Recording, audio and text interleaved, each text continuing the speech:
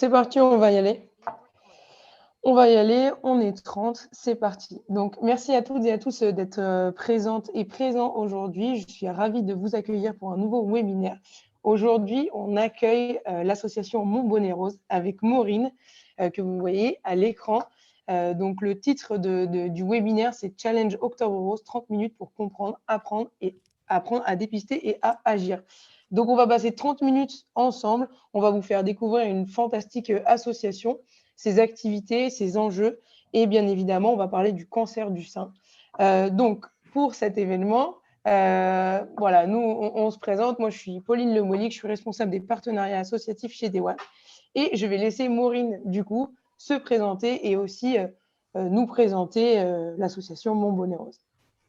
Bonjour à tous. Donc, moi, j'ai créé l'association Mon Bonnet Rose il y a bientôt 5 ans parce que j'ai malheureusement expérimenté les traitements d'un cancer du sein en 2017 et au sorti de mes soins, j'avais évidemment ressenti des manques, des choses que j'aurais aimé vivre ou des façons d'être accompagnée ou autre. Et j'ai envie de dire, dans ces cas-là, on peut avoir deux postures.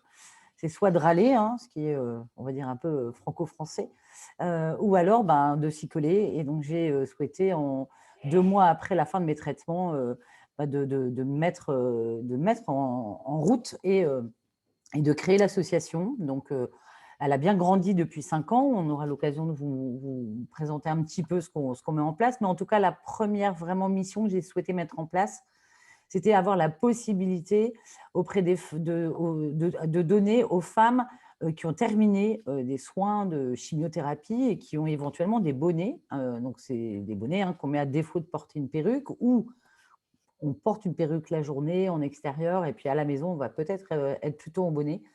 C'est des bonnets qu'on achète, on va dire, entre 40, 50, 60 euros à peu près, et faiblement remboursés par la sécurité sociale. Et de se dire, ils sont encore de très bonne qualité après avoir été portés pendant 6 mois, autant que ça serve à d'autres femmes qui ne peuvent pas obligatoirement s'en acheter parce qu'on a un reste à charge qui est assez conséquent dans le traitement du cancer.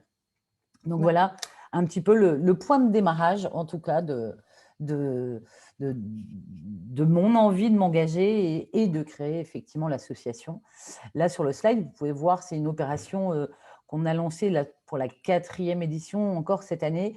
C'est un challenge spécifique pour Octobre Rose, pour proposer à bon nombre de personnes de s'engager également, parce que c'est au mois de septembre, entre guillemets, on propose de collecter des t-shirts. Donc, ça engage les personnes qui trient leurs armoires, ça engage la personne qui collecte les t-shirts. Et puis après, en octobre, on va essayer d'engager des bénévoles pour découper, trier les t-shirts et puis, évidemment, avec une certaine compétence de couture, de pouvoir transformer ces t-shirts en bonnets de chimiothérapie. Et puis, en novembre, ça va être d'aller distribuer ces bonnets dans tous les centres de soins de France, en tout cas des soins proches des bénévoles, et pour que ça puisse être offert aux femmes en traitement dans les centres de soins. Ok, formidable. C'est très clair sur les actions. Moi, j'avais mis peut-être, ça c'est ce que tu avais mis, et avec les chiffres clés, on va dire, de l'association, c'était en 2020, 2021. Maintenant, on est en 2022. Est-ce que toi, tu as des choses à rajouter ou pas sur ces données-là? Alors, cette année, autant l'année dernière, on avait lancé le souhait d'atteindre les 60 000. Bon, on en a fait 55 819, parce que 60 000, c'est le nombre de femmes atteintes par an en France par un cancer du sein. Donc, c'était un chiffre symbolique. Cette année, on a préféré avoir plutôt un objectif qualitatif et de laisser un petit peu plus de temps à nos couturières d'exprimer leur créativité. Donc, on attend, là, début novembre ou mi-novembre, on aura le nombre total fait en France. Mais donc, non, ça se déroule encore très, très bien cette année. Un bel engouement. Et est-ce que tu peux nous parler un peu de ce lieu, et est-ce que tu peux nous en dire un peu plus? Alors ça, c'est aussi ma vraiment deuxième grosse envie quand j'ai créé l'association. C'était vraiment ce que j'aurais adoré avoir. C'est un lieu à l'extérieur de l'hôpital où on peut venir se poser un petit peu nos craintes, nos douleurs ou en tout cas de se faire vraiment accompagner pendant les traitements et après les traitements. Donc, on a ouvert la maison à Marc-en-Barreuil, qui est en région lilloise, il y a bientôt 2 ans, enfin, il y a un peu plus de 2 ans, pardon. Et c'est un lieu vraiment d'accueil pour les femmes atteintes de cancer du sein, mais pas que, tout cancer. Et on leur propose aussi bien de l'activité physique que des soins, ce qu'on appelle soins de support, c'est-à-dire ça va être massage, socio-esthétique, de la réflexologie plantaire, évidemment aussi des moments et des temps d'échange avec des groupes, par exemple de groupes de développement personnel, mais aussi groupes de retour à l'emploi, hein, ce qui n'est pas évident du tout. La vraie question, j'y retourne quand, qu'est-ce que je mets en place pour reprendre et que ce soit un succès, ma reprise du travail. Et puis, quelquefois, c'est aussi, j'ai peut-être envie de faire autre chose. Donc, voilà, on a vraiment tout cet accompagnement-là qui est voilà, assez complet avec une quarantaine de praticiens divers et variés qui viennent soutenir toutes ces femmes atteintes de cancer. Et on a ouvert une 2e maison sur la Côte d'Opale depuis le printemps également.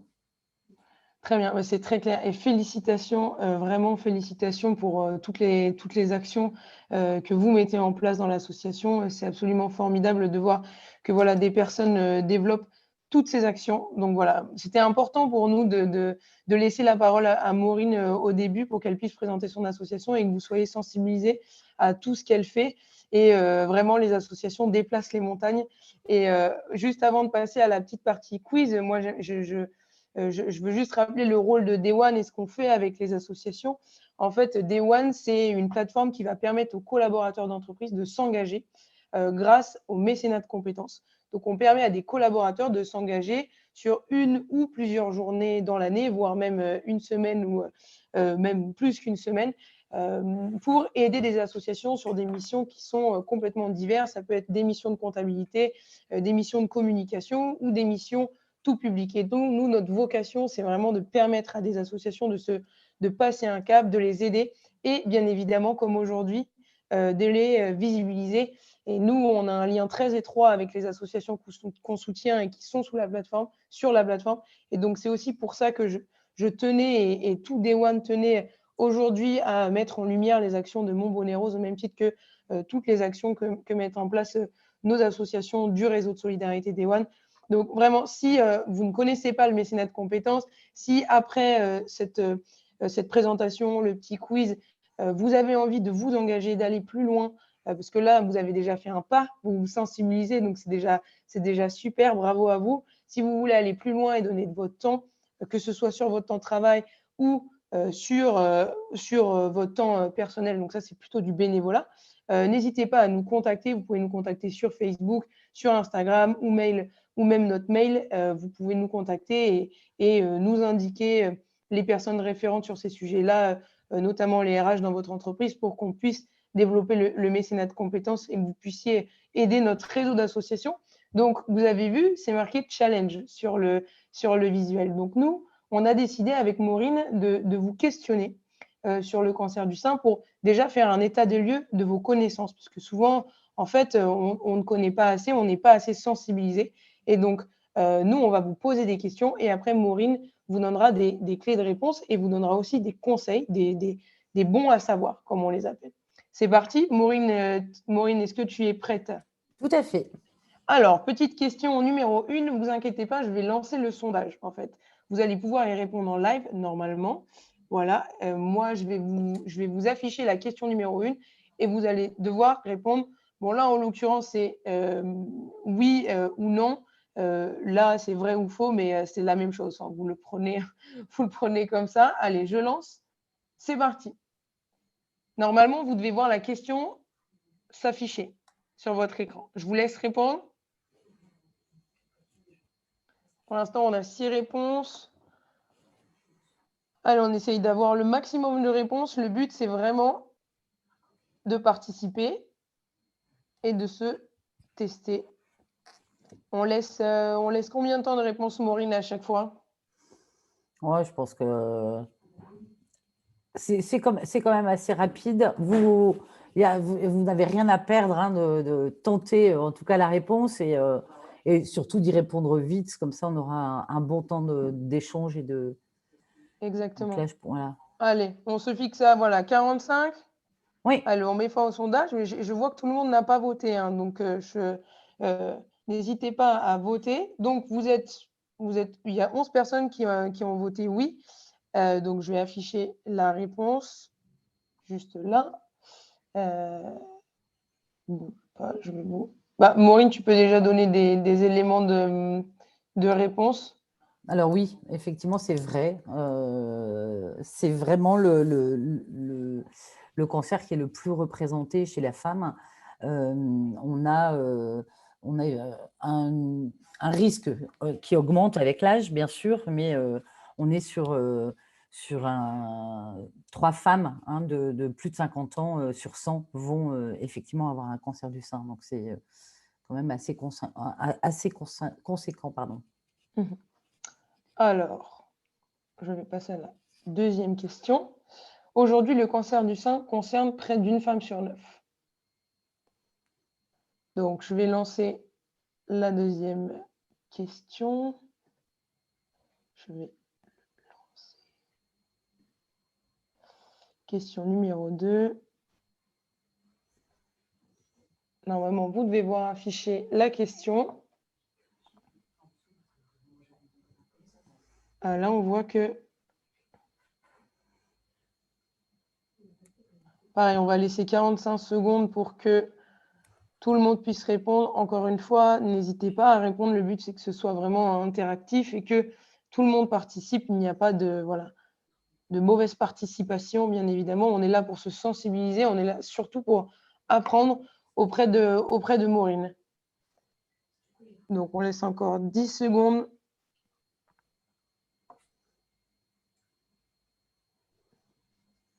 Allez, on va arriver à 45.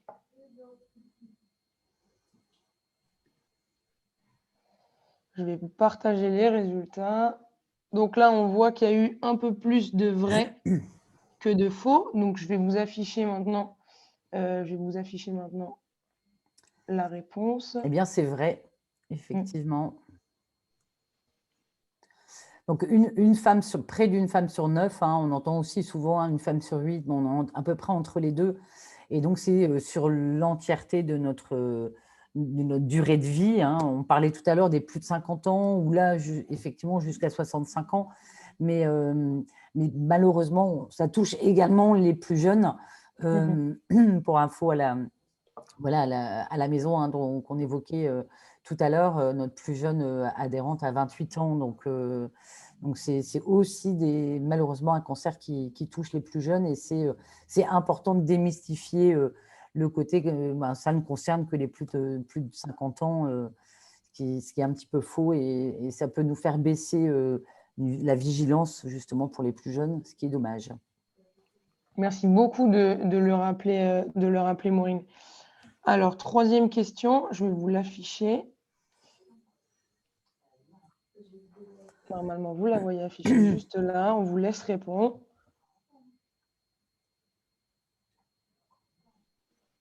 Comme tout à l'heure, on vous laisse 45 secondes pour répondre.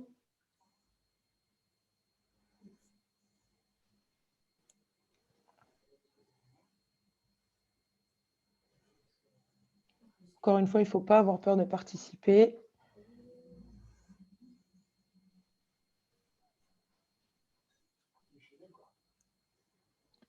Allez, encore 10 secondes.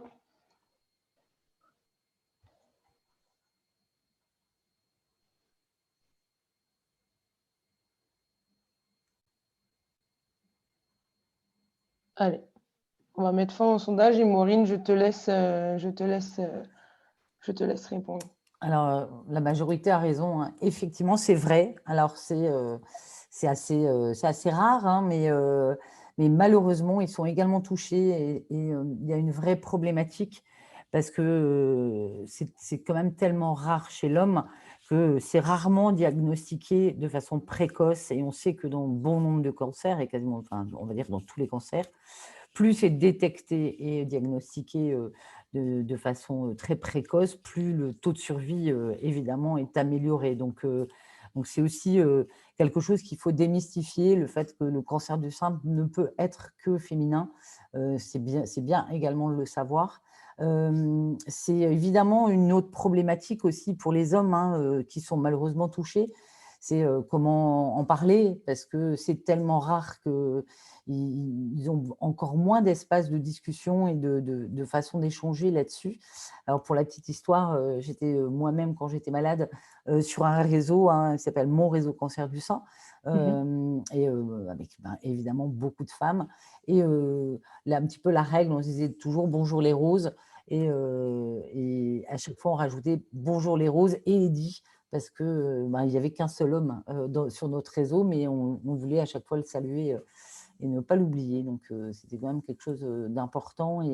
Mais c'est vrai que c'est rare, mais à connaître quand même. D'accord, à savoir et Alors, à ne pas oublier. oui, et puis alors, il y a évidemment une bonne part de ces cas-là chez l'homme. C'est souvent parce que c'est héréditaire. Et donc, ils ont souvent le gène justement qui les prédispose à ce cancer. D'accord. On va passer à la question numéro 4. Je vais la lancer. Est-ce que vous la voyez alors? Oui. Peut-être que vous la voyez pas très bien parce que j'ai mis alors c'est le plus souvent, le cancer du sein se manifeste par une douleur au niveau de la poitrine. Vrai ou faux? Donc là, je vois que on a des réponses.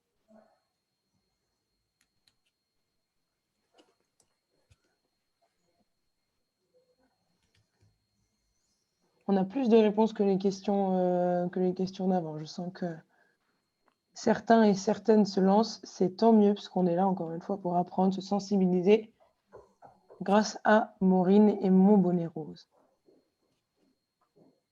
Allez, je vais mettre fin au sondage et partager les résultats. Oui, Alors, vous vous êtes aviez. une majorité de faux. Je t'en prie, Maureen. Oui, non, mais je vois, il y avait besoin d'un échauffement, oui, Aurélia, effectivement, en commentaire. Oui, alors c'est faux, effectivement. En tout cas, la plupart des tumeurs sont complètement indolores, même si on peut avoir du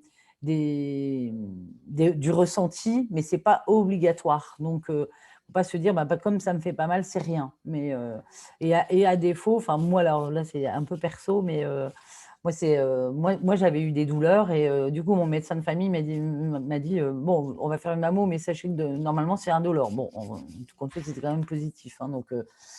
Mais on va dire en tout cas que ça ne doit pas être un critère pour se dire non, comme je n'ai pas mal, du coup, il n'y a rien. Non, c'est parce que c'est effectivement indolore.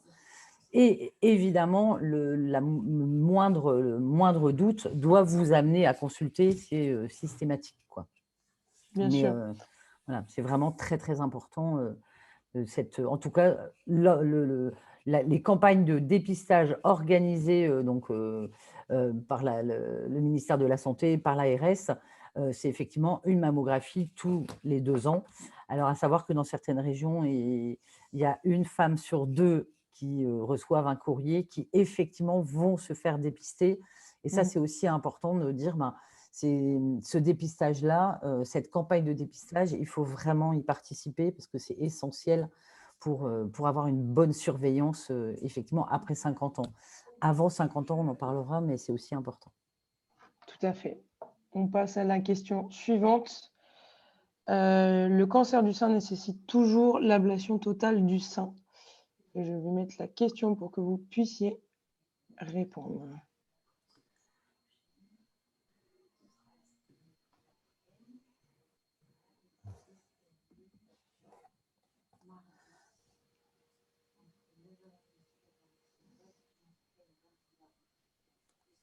Alors, j'ai l'impression qu'il y a quand même un consensus qui se dégage. Je crois que toi, Maureen, tu vois directement les réponses. C'est les participants qui ne voient pas les réponses des autres participants.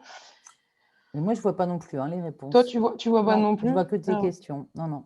Ah moi, je les vois. Donc, je vais mettre fin au sondage parce que j'ai l'impression qu'il y a un consensus et je vais partager les résultats. Est-ce que tu vois là les résultats? Oui. Voilà. Donc, vous êtes, tout le monde a dit faux. Maureen, je te Heureusement. laisse répondre. Oui, oui, et heureusement, on n'est plus puni, en tout cas par une ablation totale, hein, du sein. On a fait quand même beaucoup, beaucoup de progrès au niveau de la chirurgie et systématiquement, ils essayent quand même de viser la chirurgie conservatrice. Alors ça peut par moment être, en tout cas dans le traitement et dans le parcours de soins, un petit peu compliqué parce qu'ils vont démarrer par faire juste une ablation de la tumeur, une tumérectomie. Ça va partir en analyse et si les analyses sont correctes, eh ben, on va en rester là, on n'aura pas une autre opération, mais malheureusement, quelquefois, les analyses à la NAPAT, hein, comme on appelle, donc les labos vont aller plutôt tourner vers une réopération, soit partielle ou soit totale. Donc, ça nécessite ce choix d'opération conservatrice, de quelquefois passer plusieurs fois sous les mains du chirurgien. Mais en tout cas, quand ça fonctionne, c'est quand même une sacrée victoire que de n'avoir qu'une tumérectomie. Voilà. Donc, c'est très, très important comme point. Et puis, évidemment, c'est la première des chirurgies. Hein, c'est-à-dire que, on va dire, 100% des femmes concernées, en tout cas, passent par l'étape de la chirurgie de façon différente. C'est-à-dire que ça peut être une chirurgie de prime abord, puis les soins, mais ça peut être aussi d'abord la chimiothérapie, puis l'opération, et ensuite la radiothérapie, par exemple. Mais parce que chaque cas est vraiment traité de façon très particulière et de façon unique. Donc, il y a plusieurs types de parcours qu'on peut nous proposer. D'accord, c'est très clair. On va passer à l'avant-dernière question. Toutes les femmes se font reconstruire après avoir subi une mastectomie. Je vais vous partager les questions. Non, j'ai l'impression que...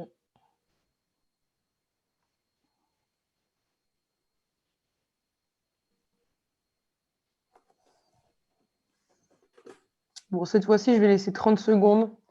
Comme ça, on va pouvoir avancer aussi après sur tes conseils, Maureen, sur les bons à savoir. Allez, je laisse encore 5 secondes. J'affiche les résultats. Donc, tout le monde a dit non. Je t'en prie.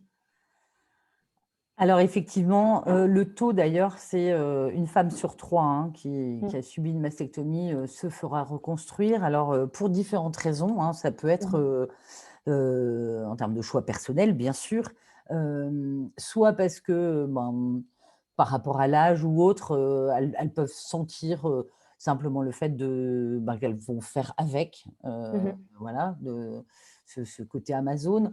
Il y a évidemment un point qui est très, très important, c'est aux sorties d'un parcours pour un cancer du sein, c'est est-ce qu'on a envie de retourner à l'hôpital? Et la plupart des reconstructions, parce que là aussi, on a des choix différents, il y a des options qui nous sont proposées, ça nécessite plusieurs opérations quasiment systématiquement. Donc, il faut aussi oser y aller et avoir envie de repartir sur quelquefois 5 à 6 opérations pour pouvoir avoir cette reconstruction. Donc, évidemment, selon aussi le cas de chacune, le choix de l'ablation du deuxième sein est également posé, notamment quand on a le gène. Et donc là, on va dire que c'est une ablation plutôt par prophylaxie. Et donc, et après, il y a reconstruction, double reconstruction. Mais en tout cas, c'est vraiment une femme sur 3 qui prennent cette option de se faire reconstruire. Et on peut comprendre, en tout cas, le frein de la douleur et des opérations à répétition pour pouvoir le faire. Alors, certaines opérations sont également, pour info, menées avec une reconstruction immédiate. Et là, c'est vraiment une chance pour les femmes quand elles sont dans un cas qui le permet d'avoir une reconstruction immédiate et très souvent par prothèse, de fait. D'accord, c'est très clair. On va passer à notre dernière question. Là, vous pouvez cocher plusieurs bonnes réponses. C'est vraiment la dernière question avant que Maureen nous donne ses conseils. C'est bon à savoir. Vous pouvez normalement cocher plusieurs réponses. Cette fois-ci, encore, je vous laisse 30 secondes, hein, comme ça, après, on peut avancer.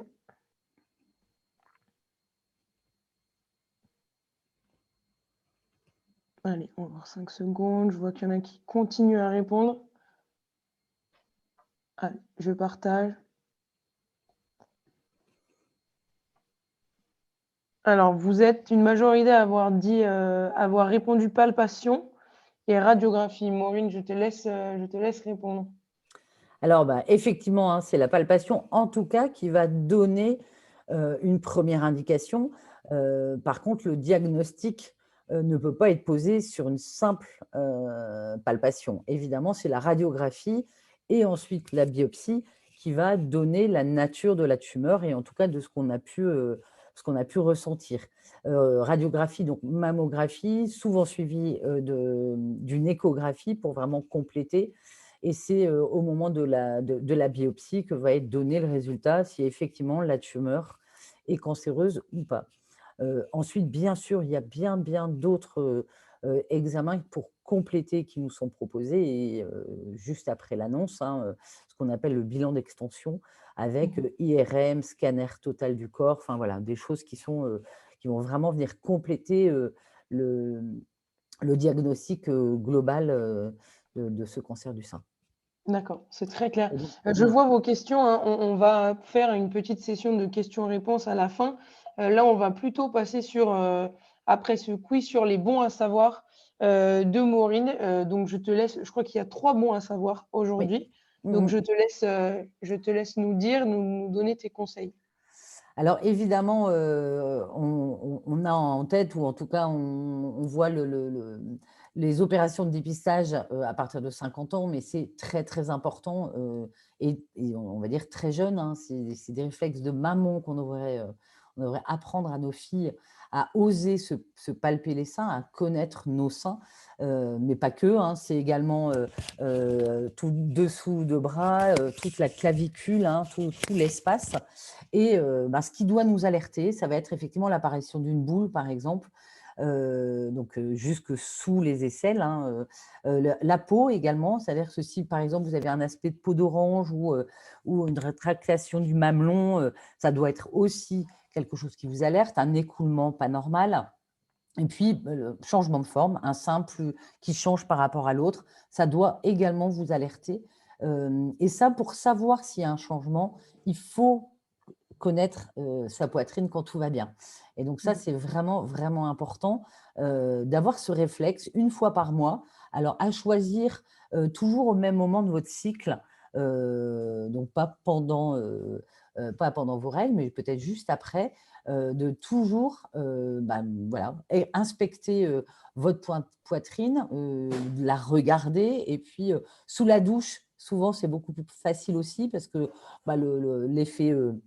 l'effet savon va vous permettre aussi de plus facilement peut-être bien inspecter votre poitrine. Et puis, le fait d'avoir une fois par an votre rendez-vous obligatoire, votre bon rythme et votre réflexe une fois par an chez votre gynécologue ou sage-femme, bien sûr, va vous permettre aussi d'avoir cette palpation faite par un professionnel. Donc ça, c'est très important. Merci beaucoup, Maureen, pour toutes ces précisions. On va passer au deuxième bon à savoir. Alors, effectivement, facteur de risque, on a déjà évoqué rapidement tout à l'heure, et c'est bien pour ça que la campagne nationale démarre à partir de 50 ans, mais aussi pas que, c'est-à-dire que plus jeune, ce n'est pas un facteur de risque, mais ça arrive aussi. Le mode de vie, c'est-à-dire on va parler par exemple de l'activité physique régulière, tabac, alcool, ça, je pense que tout le monde en est largement conscient. Et puis, évidemment, les antécédents familiaux.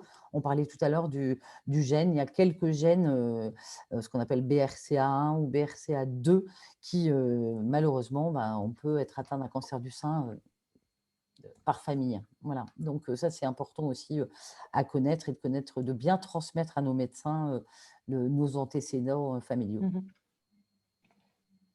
Le troisième bon à savoir. Mais ça, tu l'as quand même bien répété, mais je pense que c'est Voilà. aussi très important de le répéter, Mmh. pour que personne n'oublie à quel point c'est important. Oui, très, très important et pour la petite anecdote, à la maison, je demande souvent, à nos adhérentes, hein, quand elles arrivent, qu'elles viennent s'inscrire à la maison, comment elles ont découvert leur cancer du sein.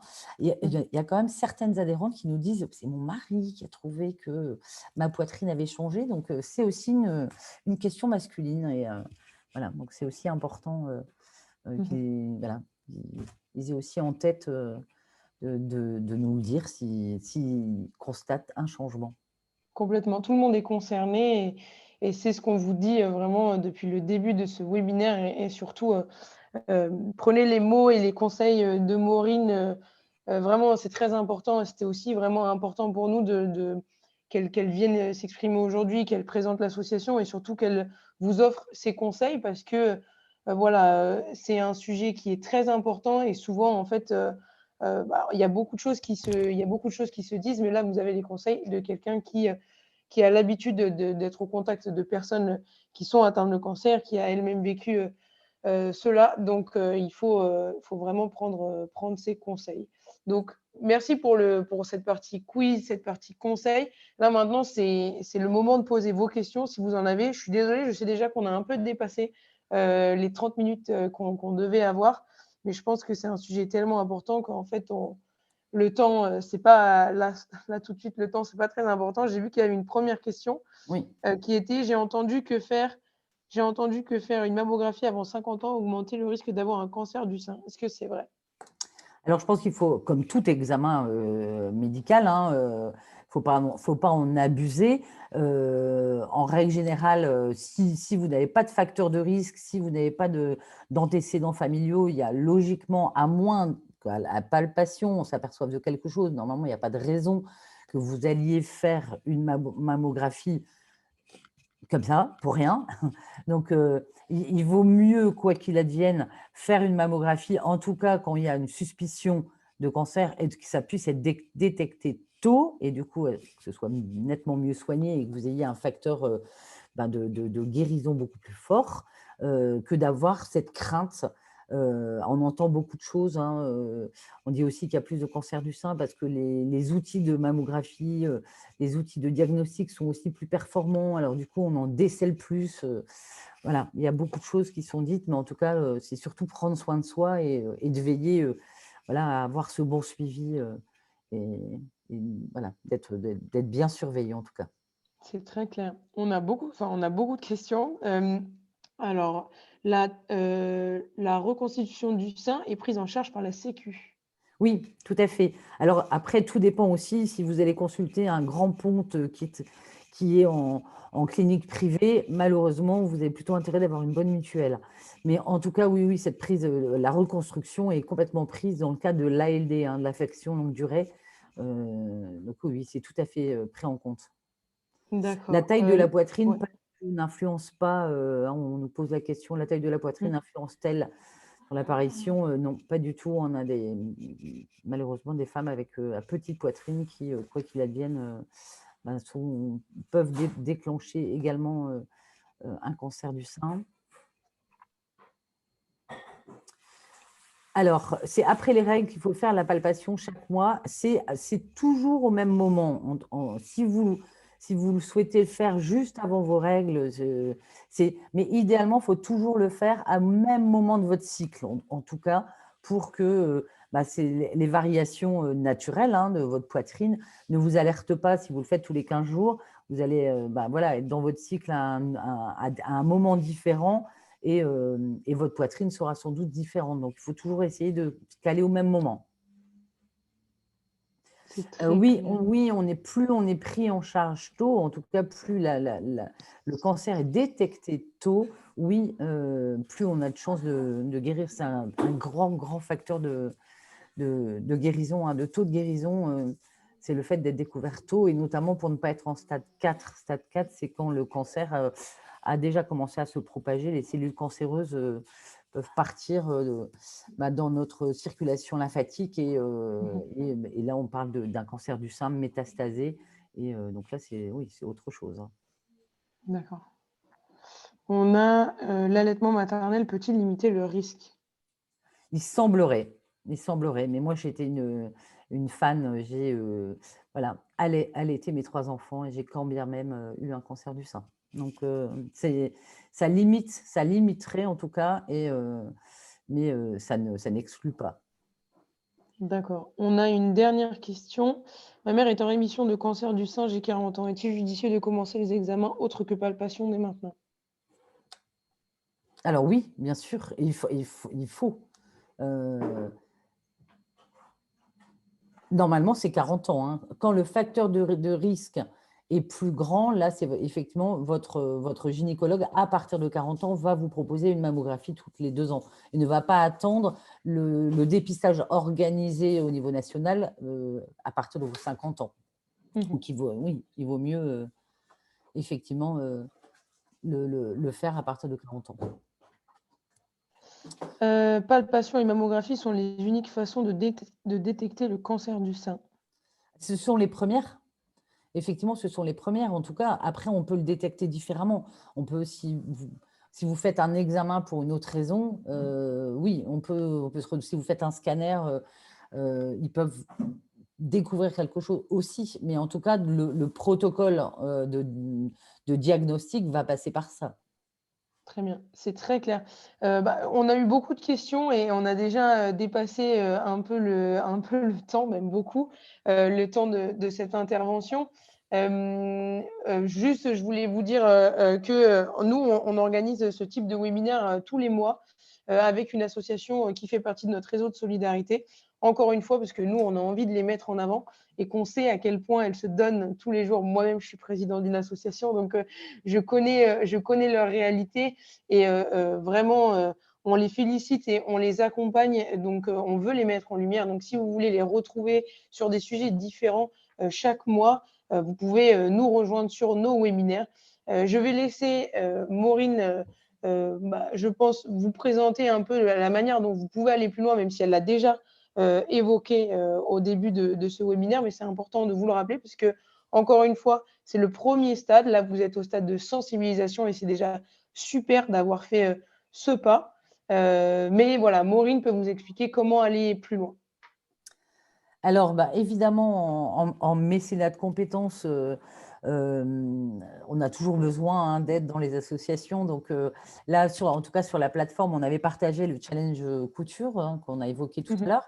On va également, et si vous restez connectés, vous allez pouvoir voir, on va lancer notre 3e édition également d'un challenge connecté, un challenge de marche. Là, c'est pour vraiment promouvoir l'activité physique. Et ça, c'est en règle générale, c'est au mois de mai. Donc, on va le lancer sans doute voilà, début avril. Et une bonne façon aussi, comme c'est un challenge solidaire, nos sponsors nous donnent de plus en plus de sous, plus on fait de pas. Donc, une bonne façon en tout cas pour nous de trouver un petit peu de financement via cette belle activité physique. Et puis, en mécénat, bah, si vous avez envie de vous engager, ben, contactez-nous et on verra dans quelle manière effectivement vous pouvez venir nous aider. Super, bah, c'est génial. Merci, Maureen. Je vous le redis encore une fois, si vous souhaitez vous engager, en faisant du mécénat de compétences, n'hésitez pas à nous contacter directement sur les réseaux ou avec l'adresse mail qui va figurer là, juste sur l'écran de fin, nous contacter pour qu'on puisse après nous prendre attache avec votre service RH et développer cela et voilà, je vais conclure en remerciant Maureen. Vraiment merci beaucoup pour ton intervention, tes conseils. C'était vraiment génial de t'avoir avec nous aujourd'hui et de Merci à permettre tous. voilà, aux personnes qui étaient inscrites à ce webinaire de découvrir ta magnifique association. Je vous invite tous à aller soutenir Mon Bonnet Rose, vraiment à encourager Maureen et toutes les personnes voilà, qui sont dans l'association et aussi tous les bénéficiaires, toutes les personnes qui sont accompagnées voilà, dans On ce est, combat, dans cette lutte. Bravo Maureen et un grand merci. Je vous mets juste les contacts ici si jamais vous voulez vous voulez contacter Maureen ou si vous voulez nous contacter. Je vois vos messages. ouais, merci beaucoup. C'est vraiment très sympa. Voilà. Sachez qu'on est Mon Bonnet Rosé sur Instagram et Facebook et un plaisir si vous nous y rejoignez, vous verrez un petit peu ô combien voilà, on fait notre maximum et on essaye d'en faire de plus en plus pour aider encore plus de femmes, voilà, partout en France et toute l'année. Et pas qu'en C'est octobre génial. rose. Voilà. Ouais, et pas que pour Octobre Rose. Donc voilà, c'est pour ça, là, voilà, c'est dans le cadre d'Octobre Rose, mais l'association a besoin de vous toute l'année, tout le temps.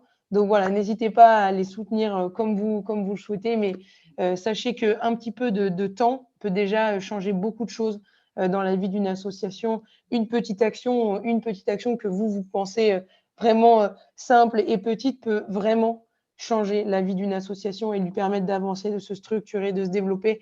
Et donc, on vous encourage toutes et tous voilà, à vous engager. Merci Maureen et Merci. très bonne journée. Au revoir. Bel après-midi à tous. Au Merci. revoir.